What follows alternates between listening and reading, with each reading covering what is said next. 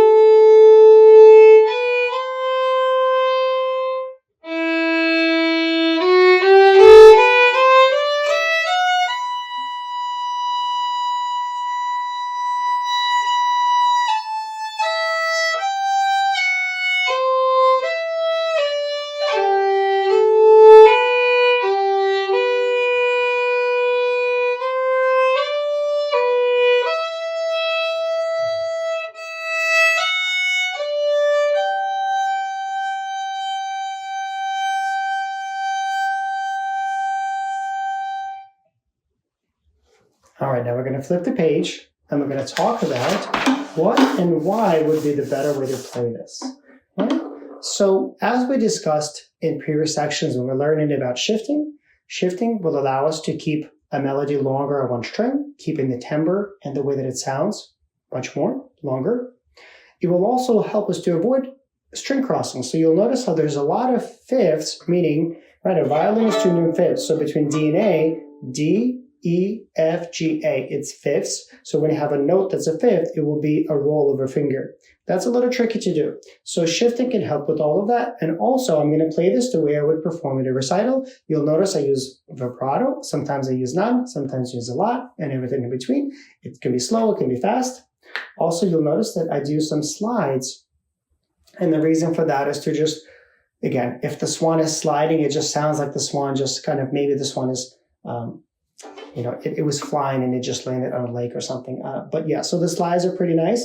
And we are going to learn about vibrato, trills, harmonics, tremolo, tuning, left hand, pizzicato, double stops chords, as well as how to play with vibrato. Vibrato, I already said that, right? So we're going to cover those, but for now, I just want you to listen and hopefully get inspired to learn vibrato and use it, and also learn it in shifting better, because this music really is just breathtaking. So I'm going to play the way I would perform this. Please enjoy.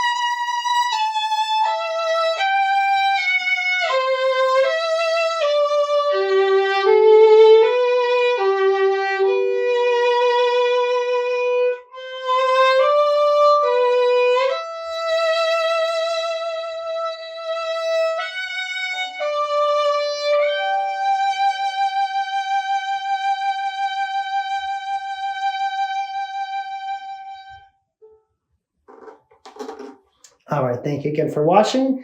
I hope you enjoy learning to play violin fast, and I'll see you in the next lesson when we're learning about vibrato and more advanced techniques. Thank you for watching.